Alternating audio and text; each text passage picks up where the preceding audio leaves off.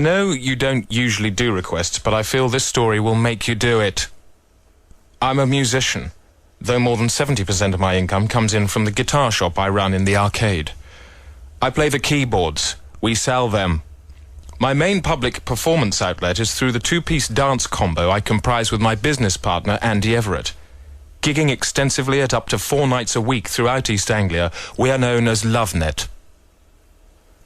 About a year ago, I was enjoying a quiet morning in the shop.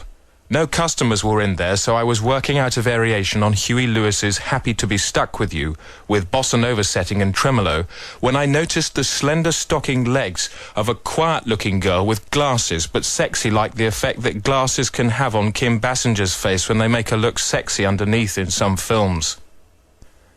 Our shop is in the basement, which is why I saw her legs. To be honest, it was not the first time I had seen her, but it had never struck me before how pretty she was, but now it did, and my left hand kept laying down the walking bass up and down while my jaw dropped open because I was suddenly really into her look. I am actually quite shy, but I had to get her attention. I turned the volume up and I hit the bass riff with both hands. She slowed down, and she stopped. I turned up the volume so full that the window panes rattled, and I kept stabbing at the key note in the bass and then changed the rhythm setting to disco. The thudding was incredibly loud but sexy like the relax riff. I was jumping up and down with the effort when Andy appeared in the doorway with a puzzled face. But suddenly it was another face I was looking at. Hers, looking through our pavement window. She was smiling. She raised her finger to her lips and went shh and laughed and walked across to a bit where I couldn't see her. I knew I had to meet her, but I didn't know quite what I would do, but I was sure my best chance of a pull would be on stage, because some girls have said I remind them of Jeff Lynne.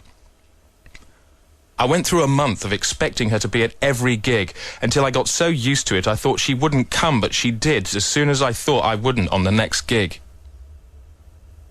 It was a 500-head marquee bash with a laser light show, and we were top of the bill. We'd been playing for half an hour when I saw her on the floor. She had some real nice twists in her body. I nodded to Andy and we hit the plan, which was to pull out of Matthew Wilder's Break My Stride, and then Andy shouted, "Hey girls, you like a man with a moustache?" I keyed in a sound effect of a huge crowd roar and nodded real slow. I could feel my huge moustache nodding with the rest of my head. Then I slammed into my thunder bass riff. Andy gave me great support on Fender bass. The volume was bloody loud, and I felt like I was growing bigger with each beat. The bass drum was cracking the speakers, and slowly everybody in the hall stopped, and soon they were all staring at me because I was starting to sing. The words had started coming out of me as soon as I saw that she was looking right at me. "This is our song," I roared. I set the keyboard on repeat and started chanting the word love, very loud and very fast. I jumped off the stage and stomped rhythmically towards her, increasing my voice volume. Suddenly I was surrounded by faces, but the only sound I could hear was my own love song, which I changed to a throaty growl as I now rolled along the floor. "I am a love worm, I am a love worm," I repeated and writhed around until I was right at her feet. I slowly looked up, and her lovely eyes were laughing along with the rest of her face, and she clapped. I stopped. She was saying, "You're a very funny little man." The keyboard stopped. "But I really do love you," I said, without the mic on, standing up and looking at her because she was taller than me. "It's just that I can't say it very easily." She suddenly looked very different, serious but gentle with a small smile. This was the best look I'd ever had from a woman. I wanted it to last like a sustained chord.